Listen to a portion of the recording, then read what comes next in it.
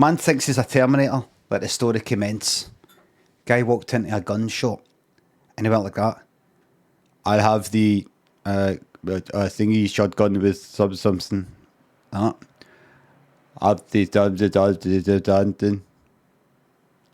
was a 9mm. You know your guns.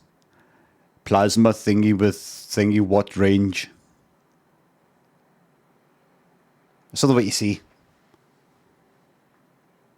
And they went, that would be all. And then, as the guy's servant turned away, Craig started putting shotgun shells in the shotgun. And the guy went like that, you can't do that. And Craig went like that, wrong.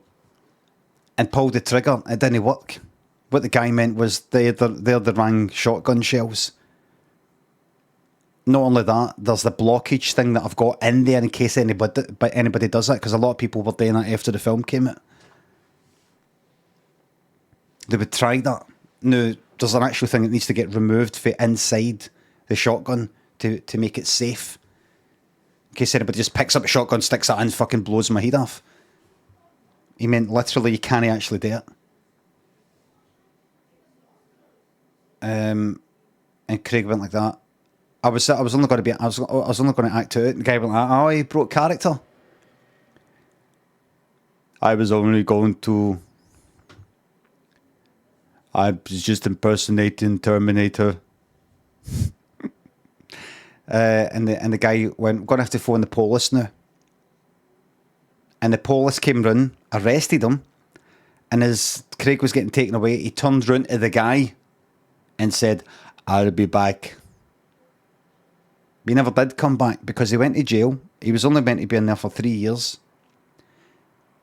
He was ready to off his time and get out on parole. An argument started. Somebody said to him, see, because you're going to get out, could you pass this note to my ex-wife? She's not come in, she's not visited me once. Could you, here's the address. Here's the address. Could you just tell her, going to come round and all that and bring the Wayne round? And Craig said, I think there's probably a reason why she hasn't come round. Do you know what I mean? I don't think she wants me, some guy she's never met. And the guy went like that, just fucking do it. And Craig went like, well, I think there's a good reason why. And the guy just went, you're right. You're probably right. And his neck with a bit of plastic.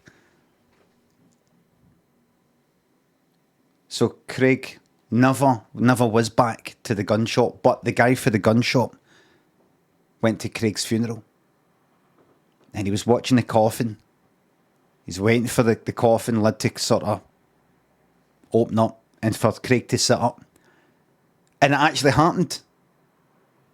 The lid, they did this animatronic thing because they knew how much Craig was into it all. He'd learned animatronics and things like that in the jail. He thought he was going to die in jail. So he actually said, if I ever die, could you make my coffin like this and do this in my body? Because he's into the Terminator. That's why he fucking did that in the first place. And so the lid, they couldn't make the lid just sort of fall off. It was done in a sort of Epcot Centre, Disney World animatronic way where the lid goes like that. Sort of falls at this. It looks like it's falling off. It's not really, it just sort of, it's attached to wee pistons and things like that. And Craig sat up like that. And he's meant to point towards the audience and go, I told you I'd be back. But it all fucked up. He sort of turned like that. He sat up in the coffin, usually where the people were. He sat up, he's meant to sit up like that and then go, I told you I'd be back. But he went like that. Look, it's sort of like stuck there. And the voice didn't play. So it was like this.